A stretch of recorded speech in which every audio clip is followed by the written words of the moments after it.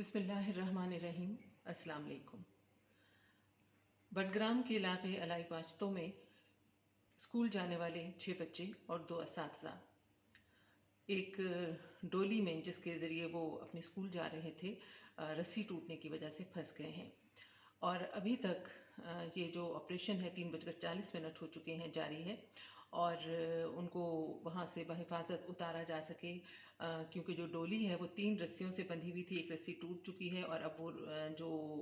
ڈولی ہے جس کو آپ لفٹ بھی کہہ سکتے ہیں وہ الٹ گئی ہے،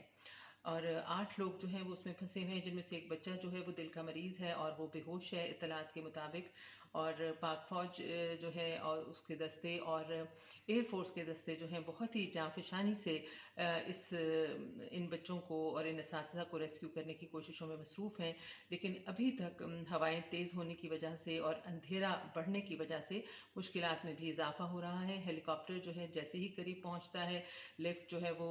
یا ڈولی جو ہے وہ ہلنا یا ہچکولے کھانا شروع کر دیتی ہے، اور یہ بہت ہی خطرناک ہے۔ یہ ہماری تاریخ کا ایک بہت ہی کٹھن اور مشکل آپریشن ہے، لیکن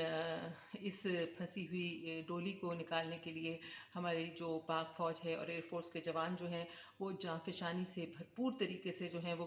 کام جاری رکھے ہوئے ہیں، اور ہم سب کی دعا ہے، پوری قوم جو ہے وہ دعا گو ہے کہ یہ بچے اور یہ اساتذہ جو ہیں اپنے اپنے گھروں کو خیریت سے صحت زندگی کے ساتھ